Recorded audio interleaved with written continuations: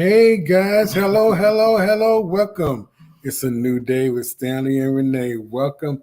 Happy rainy, cold, sleet, snow, Sunday. Woo! That's a lot, isn't A lot it? of combinations A lot of there. combinations going on there. Hey guys, I hope you, regardless of the weather, I hope you had a great weekend. And hope you got plenty of soup, wrapping up with your favorite blanket, watching your favorite movie, crashing every now and then when you get your belly full. Yeah, all of that's good. Welcome, welcome. Hey, our topic is today is who's in the mirror. Basically, what it's all about, when you look into the mirror, what do you see? What do you see about yourself? Mhm. Is it the authentic you or is it somebody else?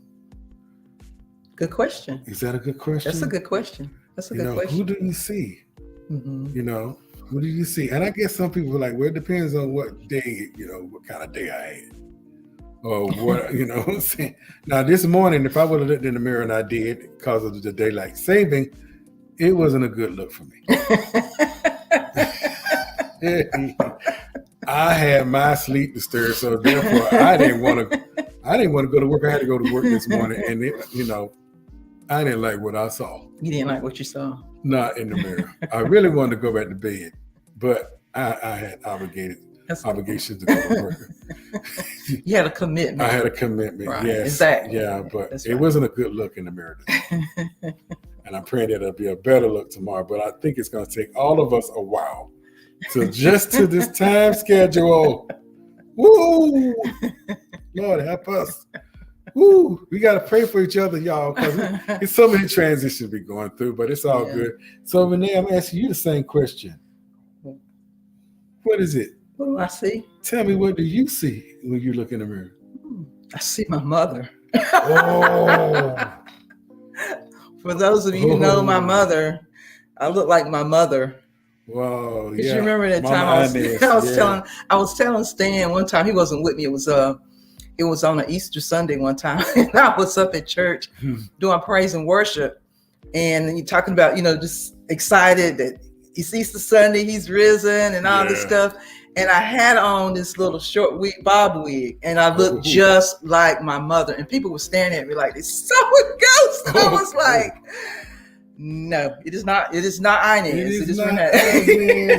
It ain't Sister Inez. It is Renee. It is Renee. Lord. But I know that when we do look in the mirror, it's usually the physical things that we see about ourselves, right? Right.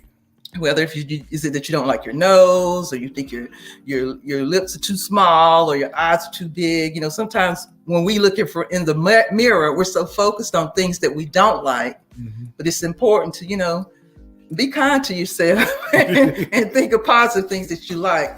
But when we were talking about doing this, it made me think about, and get Stan for just a moment. I don't know if you remember the movie Shallow Hal. Shallow Hal. It was a movie that starred Jack Black in it, and Gwyneth Paltrow. Okay. And the reason I said that is because even though we see what we see in the mirror, sometimes what we're seeing is not a reflection of who we really are, right? Oh, it's true. And so with the movie, what was happening is that Jack Black's character got a chance to see the real what the person was like on the inside. Okay. So when he would look at them, and the other people would see them, they look like kind of odd, or they weren't that attractive or anything. But because it was almost like a spell, I guess, that was put on him. He had this spell put on him. The people that were looking kind of different, kind of weird, he'd see the most beautiful person he's ever seen. So a lot of times we're focusing on that outside when it's really the inside. Wow. That is the real reflection of who we are, right? But it was good. And so the purpose of this particular topic is kind of for us to take a self-evaluation of where we are. What do we really think about who we are and how people see us? I know that it could be maybe the roles that we have to play. Yeah. In situations of a father, the roles as a father, to our son, Mm-hmm. there's times that you have to put on a hat of being stern, Right. but not too over stern. There's so much the responsibility of that hat, which puts you under another identification, and then there's another hat of being a husband, and that's a different hat. Yeah, like some days you might want to take that off. and throw it and burn that hat up. All right, now watch it. No. Watch it now. Now it's a good hat. It depends on who's wearing the hat, of course, and of course you got to check your attitude. Okay.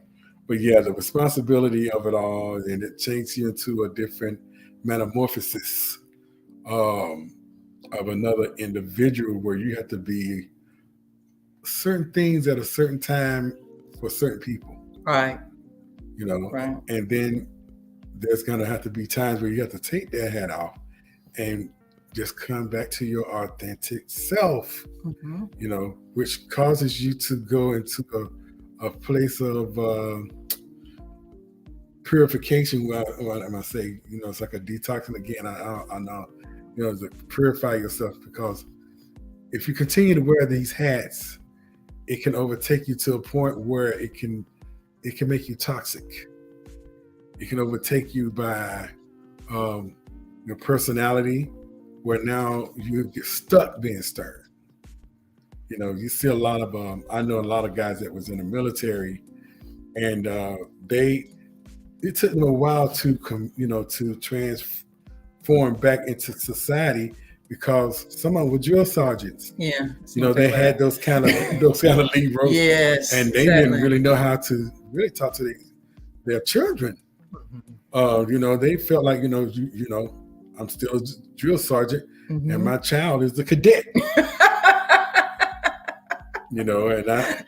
And this is who I am, Flake. I like, but you're not in the Army anymore. Got to put that daddy hat. You got to put the daddy hat on. It's time for you to transition. You're now a civilian. There you go. I know you retired from, been in the service over 20-some years, but now you are a civilian. I always have to bring them back into that reality stage, that you cannot deal with your kids like you did with your cadets when you drill sergeant in the Marines. You're going to scare them away, and they don't want to do with you because they're going to be scared of daddy. It's true. You know what I'm saying? True. So you got to have balance when you're a father. You can't always be stern. You got to have some balance. They want to see the different sides of you. But majority of the time, kids just want to see really the loving side of you. Right. Now, if it's hard for you to love, you might need to go get some counseling and try to get that fixed. Because in order to take care of a child, and I know people got different definitions of love and loving a child, but everybody has their own perspective on that. But it has to be a balance. Right. Regardless, it has to be a balance. Okay. You played other roles. Yeah, and also I played another role as a musician. And a lot of people know that I was a church musician / director, trainer for the church and different other churches for over 30-something years. Yeah. Over 32, 33 years. So that's a different hat. You always try to, that can be a very difficult hat, because some people, they want to try to take over your position. You don't know how to stay in their lane. I'm keeping it real. They, some odd reason, they feel like they know things about the music. They know things, how to do the voices, what section, belongs where and all this. And so therefore now you have caused confusion, because now you have stepped in somebody's position and you're really not qualified. But yeah, I had to deal with that. And that was a very complicated hat. But it was fun at times. And then there was times that I just want to go like, forget this, I'm out of here. But yeah. And then sometimes we are defined by what we're passionate about. Oh yeah. That's who we are. We're passionate about advocating for children, or if we're passionate about saving the whales, or just what is it that you really know is something that you have this great love for, so much so that you would be willing to fundraise or whatever you need to do. And so when we look in the mirror, we might see our passion. What is it that we're doing? What is it that we're called to do? What is it that we love to do? And we are skilled and wonderfully at doing things, right? Right. In addition to that, it could be that you're a helper. You like to volunteer. Good evening. I see something. Oh, here we go. We got a question coming in from Soul West Music. Good evening. See a red raider in the mirror. A red raider in the mirror. Oh, Lord. Are you talking about Andrew's red raider, sir? He didn't go to Andrew's. I didn't go there. And I believe he knew that. Thank you. I'm glad you see a red raider. That's good to know. Lord help us. Help us. That's all I can say is the Lord help us. I don't want to go into details of who that was, but we know who that was. Thank you. I'm glad you see. We had talked earlier. You were saying something about that you saw. I think it was the Tabitha Brown. It was Tabitha Brown, actually a clip from Tabitha Brown, and she was some people might have seen it, but she was talking about how she moved to California in her first stages when she became an actress. We were trying to pursue acting, but when she first got her feet in the door, they wanted her to do so many changes in her life. We need you to have long hair. We need you to lose weight. We need you to do all this, including, everybody know that Tabitha Brown is a Southern girl. She's from North Carolina. She's a North Carolina girl. Right. And so, they want her to change her accent because she had that Southern slang. And so, one day she was talking to one of her girlfriends, I think, who was a comedian, on the phone. They was talking, having a conversation. Somehow or another, her father, calls in, it rings in. And so she said, girl, I got to answer this phone. It's my dad. So they had a conversation, whatever, her and her dad had a conversation. So she came back talking to a girlfriend and not even realizing that she was still in her Southern slang. And so her girlfriend didn't even know who she was because she never heard Tab talking like that. Talk like, her Southern slang. She never heard her because she always thought she was very proper. But Tab came back with that North Carolina slang. And so she said, who is this? And she said, oh God, girl, it's me, Tab. And she said, well, your voice changed. She said, oh, and she had to go back into her proper professional voice. Yeah. But in other words, she said, it caused her that it put a perspective on her life where she realized that, she had to learn how to be herself.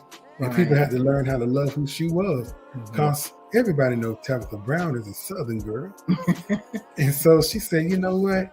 She had to really learn how to be herself, and she couldn't change for other people. Right. In other words, she said, you either take who I am or you don't take me out. Right. So, in other words, be your genuine self. I know there's times that we have to be professional, especially in our jobs. Right. Especially if you're in telemarketing, that's a different animal. I know you have to have a certain dialogue, and you have to have a certain decorum when you speak to your customers. Right. But when you're away from work, be yourself. Try not to bring that person or that character back home to your home place. Learn how to be transparent. Be yourself. I know a lot of people thought, a lot of people really didn't care too much about me because I was very nutty. Really? Yeah. And then sometimes, some people were scared of me because I never smiled. They thought I was mean. But I did that for a reason, to keep a shield up, to keep people away from me that I didn't really like. But it is what it is. But I had to learn how to be myself. And it really didn't dawn on me until somebody actually, my wife told me, and several other people, like, Stan, why don't you smile, man? You just scaring people away. You look so serious. He doesn't have a poker face. I don't have a poker face at all. I really don't. Truthfully, I don't. But I'm working on it, y'all. I'm still a work in progress. And of course, all of us are. Right. We are a work in progress. But be your genuine self. the authentic self, who you are, who God made you. Mm-hmm. Go ahead. Because the thing of it is that we don't want to. Let me try to think so I want to say.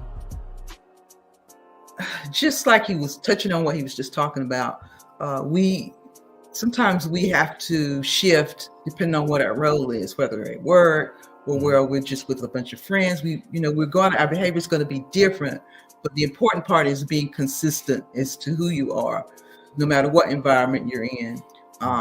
One thing that I remember talking with someone at work about, we were talking about, I'm the same everywhere I go, no matter if I'm at work or if I'm in the community, if I'm in the grocery store, I'm at church.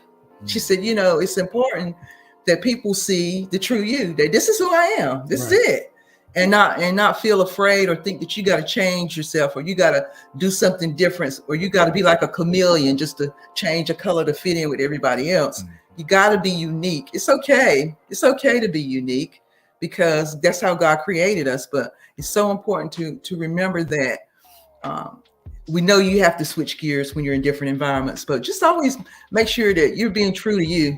I joke around at home, I joke around at work, I joke around when I'm in the community. So, and people know that I like to cut up and things like that. But yeah, be true to yourself and stick with it. Okay. Hobbies. Sometimes people may know you by the hobbies that you have. What kind of hobbies, Stan? Throw me some ideas of hobbies out there. Things people like to do. What do you like to do? Oh man. Of course it comes down to the music. Right. A lot of things, the hobbies of situations. I used to be a great bowler. Oh, yeah. Interesting. Didn't know that. Very good at that. People knew me according to my game. Oh, yeah. I might have to challenge, brother. Oh. Yeah, if you can hang, you know what I'm saying? Yeah, you gotta watch that. Yeah, if you can hang, come on. You know what I'm saying? I can, trust me. Oh, okay, ladies and gentlemen. The challenge is out there. The challenge is here. We might have to put that on a new day with Stanley Renee. Let y'all see what kind of game sister got. You got to worry about me. And other things that people look at is that they look at you, they look how you dress. Oh yeah. When they see you at your presentation, whether your hair is combed or not combed, especially with the ladies. Yeah, you're gonna be checking this out.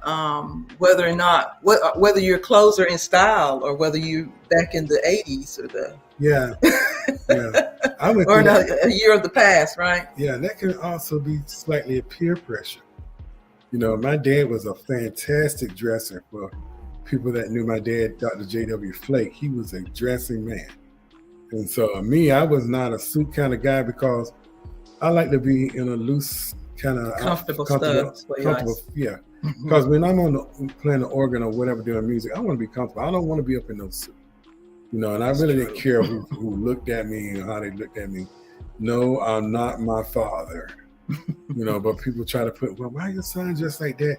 And you all clean and, all to the T. He the jeans and shirt, I'm the jeans and shirt on an organ. I ain't got to impress nobody, you know what I'm saying? But my dad, that kind of pressure. Of course, everybody knows my brother Tony. My God, he was a tie man and a suit man. And so Tony would actually help people dress. And of course, like a stylist. He was a stylist. Of course, my nephew, my very handsome nephew, Elder Marcus Flake, that's a dressing man. Yeah, he is. He's a sharp dressing man. Definitely say that. So it runs in the family. Of course, a lot of, my brother's friends were very, very, very good on suits and very sharp. Marcus, of course, him and some of his friends. But I was never that kind of the guy that because I felt uncomfortable. I felt like something was choking me. I'm like, man, I don't like this feeling, dude. Yeah, our son's like that too, though, Aaron. Yeah, my son Aaron's like that. He don't like suits. When he was little, we would try to put him in a little necktie. He would pull that thing off. He hated it.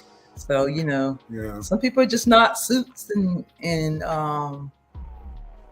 Gucci or whatever people. Some people aren't. They're they're just in plain selves, and they just like wearing regular clothes and jeans and things like that. And so it's a reflection of the style, something to be aware of. It's a reflection of someone's style is also who they could be when you look at them.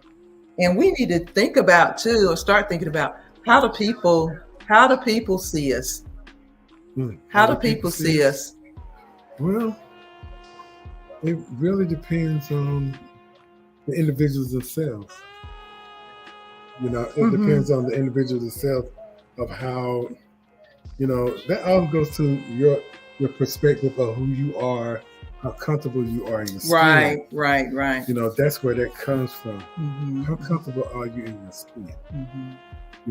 A lot of people really got to a point where they are very confident within themselves, and they don't have to have any kind of validation. Right. According to what they wear, mm-hmm. because they're very confident. Right. And I've seen people that had a very, very, a very beautiful decorum in just regular jeans or shirt or whatever. But man, when they put on suits, I've seen people that had on suits and they're just down to the feet and be so snobby. Yeah, sometimes people can. Some of them can be so stuck up or whatever, and they carry themselves like they, the king and queen of London, way up in the air, their nose all up in the air. So I mean, it varies, but really, it's beauty comes. It's really within yourself. Right. Within yourself, and that's where it starts. Clothes do not make a person. Right, but some people try to say that it does. They try to say that it does, but truthfully told, that's just I believe a cliche, or people just believe in that. There's some people that believe that, yeah. And it might work for some people where they have to be dressed in order to have confidence within themselves. Maybe it works on their self-esteem. And maybe it's a part of their job or something like that. And it could be a part of their career, yeah. And that's understandable. But, but first it has to really, truthfully, it has to start from the inside out. Right. So I think about when we're talking about the inside and people being as beautiful on the inside as they are on the outside, we're looking at their character, their integrity, maybe their intelligence, so things like that. We just realize that who's in the mirror, who we see in the mirror involves so many complicated factors that we could probably do about a 5-part session on, breaking it all down and everything. But being aware of the fact that when you do look in the mirror, you want to be able to know that you're a person of integrity, a person of your word, right, Stan? Because sometimes people will promise things and say that they're going to do something and they don't follow through. So your word is as good as your bond. You got to make sure that what you are presenting to the people when you're out in the community is also a reflection of how you are in your home, because most of the time people are. But then there are times when people kind of just they're too different. I don't want to say too different. They're different in different places and they're not consistent, right? What do you say about that? A person that's not consistent is a person that really you want to sort of love from a distance, I think. Okay. A situation like that, it's not consistent because obviously there's something of a sort that's going on with that individual where it could be, especially if it's something repeatedly, that they might have a record of doing that. And so, clothes do, no. Let me read it. Sorry. No, clothes don't make the person. The soul makes a person, in my opinion. That's true. That's right. That is true. Thank you for that comment. Yeah, it's a reflection, the things that we say, the things that come out of our mouths. Yeah. It is a reflection of who we are. How we treat people is a reflection of who we are. Wouldn't you say? Yeah. I was reading the scripture today. I believe it was, I want to jack it up. I think it was 1 James 6 about a double-minded man. Is unstable in all his ways. He's unstable in all his ways. A person that loves you one day and hates you the next day. That's an unstable person.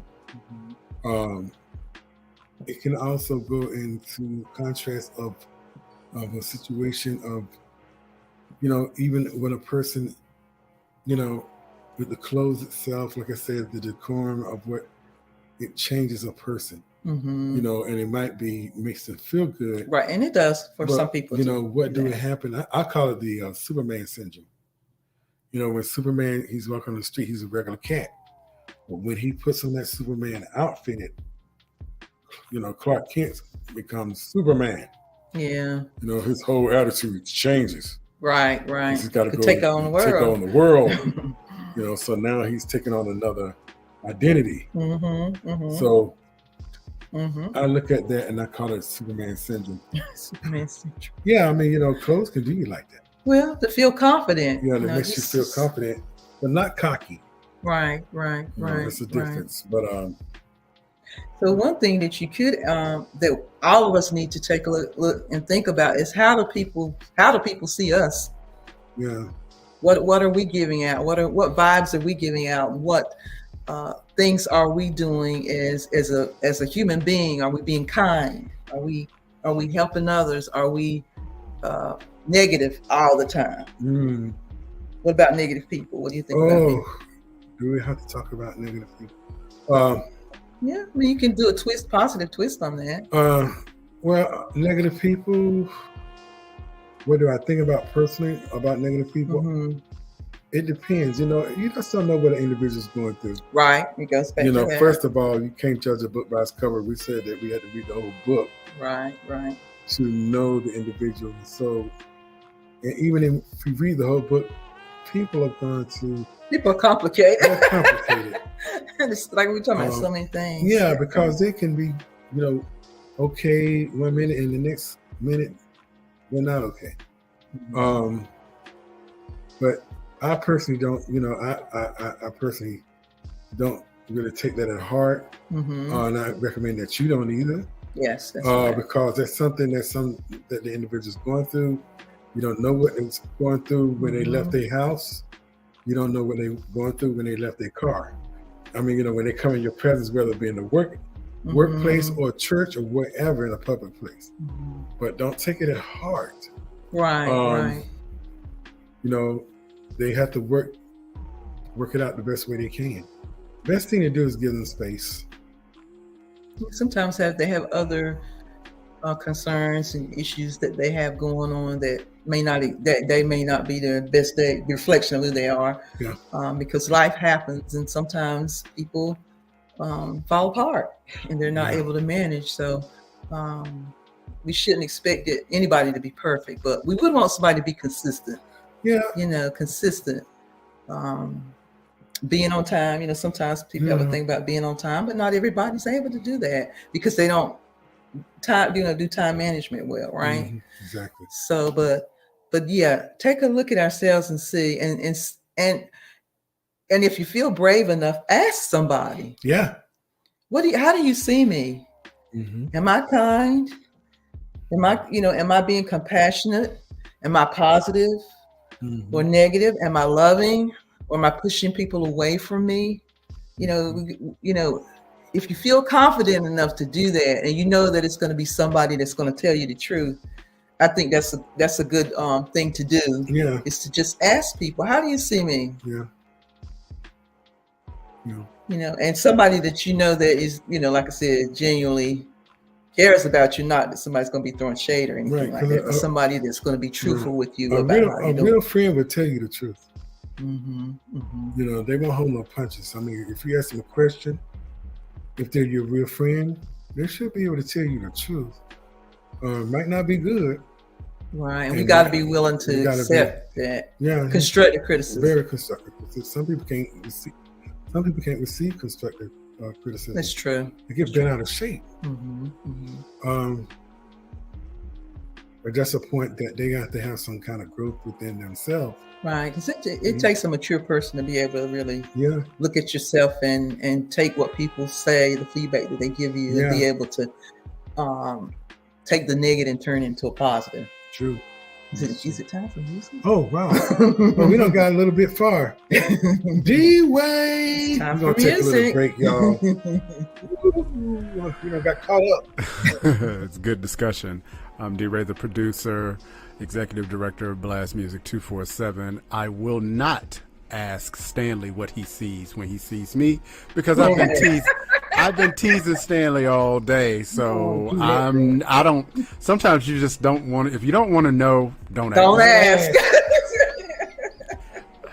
So starting this week, we're gonna do what we call the Safari TV Artist of the Week, and because that's what we do here. And that artist today is Meek, with a song entitled Adversity, here on A New Day with Stanley and Renee. Awesome.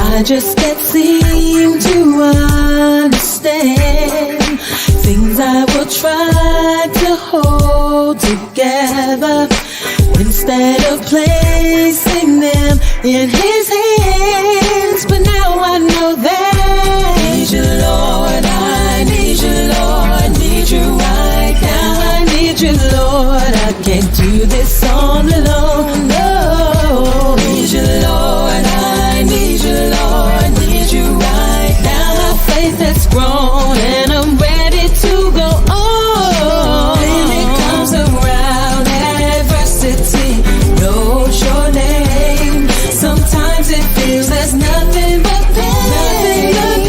Just believe in him and your troubles won't win. Just leave them and he'll take them away. Already know these times we're facing, they just won't seem to go away. You've read every promise and you trust them, but then there are times you just have to wait. But you need a breakthrough right now, and you need a miracle right now, and you need some clothes and some shoes and a healing right now. He already knows what you will ask for. Just go ahead and rejoice, it's already done. When it comes around adversity, knows your name. Sometimes it feels there's nothing but pain. Nothing but pain. Just believe in him and your troubles won't win. No. Just leave them and he'll take them away. Don't give up, don't give in. God's in charge, you can win. Live your life for today, you can win. Yeah. Need you, Lord, I need you, Lord, need you right now. Oh, I need you, Lord, I need you, Lord. Need you, Lord, I need you, Lord, need you right now. Can't do this on my own, I need you. Need you, Lord, I need you, Lord, I need you right now. You know I need you, you know I trust you, Lord. Need you, Lord, I need you, Lord, need you right now. My faith has grown and I'm ready to go on, yeah. All right. I like that. All right. Thank you. That was Meek with Adversity. And if you are an independent artist, musician, spoken word artist, or even a stand-up comedian, and you're ready to get your art out there to the community, go to www.blastmusic247.com. Fill out your free profile and let's get your art out there to the community. Blastmusic247.com, changing the industry one artist at a time. I like that. Now, back to A New Day with Stanley and Renee. All right. Wonderful, wonderful. We were just talking about, sounds like, what's next? We wanted to talk a little bit about once you've done this, the self-evaluation, where do we go from there? You can sit down and really start reflecting on whatever the person told you that they area is something that they may see that you need to improve upon. And just start trying to do some things to build yourself up and improve, because we're always in a works in process, works in progress, whatever. We're always working on things, everybody, that they can improve themselves in different areas and everything. So what do you think about? Well, I mean,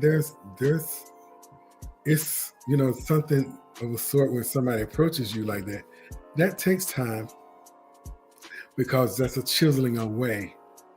That's something that you have through the years have built up to be. And so when somebody sees something, within you, to try to convey that it's something that you really need to work on, it's more easy said than done. And that's going to take time to chisel that away. But that really has to be within the individual, whether you want to receive the message. Continue to still look in the mirror.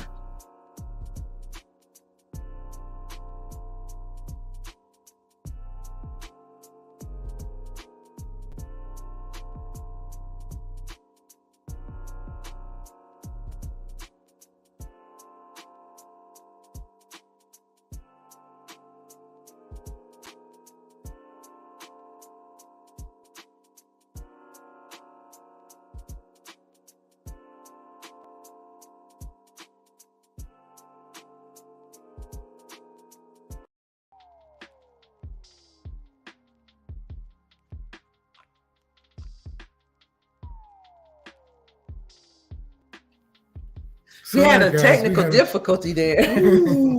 Something happened all of a sudden and we lost our connection. But anyway, just so important to take in consideration the fact that a lot of people have been through a lot of things, and it's important that even when we're doing the self-evaluations, that we realize that it may be something that's a part of our past, or traumas that we have, or abuse, or different things that causes us to either be negative about ourselves, or there are things that we need to improve, and that's important. I think another thing I would like to mention as well is just to people, with no matter what age you are, sometimes we try to do things to fit in, and be accepted. We're not supposed to look like everybody else unless we choose to do that. Right. You have the choice to do that, but it's important that you find out who you are. You may be quirky in the way you dress or how you act, but don't dim your light for anybody else. Exactly. Just be the genuine person that you are, and know that you don't have to do things to fit in. You don't have to do things to be accepted, especially as teenagers. In particular, we don't have to, we thought we had to when we were younger, but we do not have to do that. Be yourselves, go for it. Whether it's you're an artist, you can create the most beautiful pictures, whatever it is that you have to offer. Keep doing you, keep being you, keep genuinely being you, and being that true reflection of who you are. I think that's a good thing. Don't you? I agree. Anything else you want to add? Basically, that's basically, you said it all in a nutshell. That's something that we all work on. People, we work on it every day. We work on ourselves every day. Yes, that's Even right. from the part all the way up from youth all the way up to adulthood. Constantly working on ourselves. And everybody wants to fit in, but I learned how to embrace me, really, because I'm a misfit, and I'm okay with that. It took me a while. It took years to love a misfit, because at first I was like, wow, what is something wrong with me? But and then slowly, surely, friends, grow, and then they move on with their lives. And so I had to learn how to be in a place of my own, and embrace that place where I was in the present time right now. And I might have to make a t-shirt, I love being a misfit. Oh, I'm proud to be a misfit. Okay, that might work. I think That it might will. work. And if we make it, I want you to buy it. So if y'all want to purchase it, you can. We're going to have a store coming up soon. Okay. You're trying to do a commercial or something here. It's going to happen. You want to eat on a positive note. Oh, yeah. Well, Come back. We'll talk about that. Uh-oh. Misfit Unite. Oh, yeah. Thank you, Blast Music. Hashtag. Yeah, we're going to have a movement called Misfit Unite. But yeah. United too. But yeah, that's basically all we have to say tonight. You know, guys, we thank you for tuning in. Yes. You know, we thank you for your support. Mm-hmm. It's like I said, it's a lot of things that's getting ready to come down the pipe. We're working on some We're stuff. working on some things, so please keep your eyes and your ears open and support us. Yes. And we need to hear from you guys to let us know whether on chat or whether you like the show or not. Either or, we good. Mm-hmm. But we need to hear from you, okay? All right. All right. We're going to call it a night, early night. And have a great week, guys. Have Love you much. Week. Love you. Bye-bye.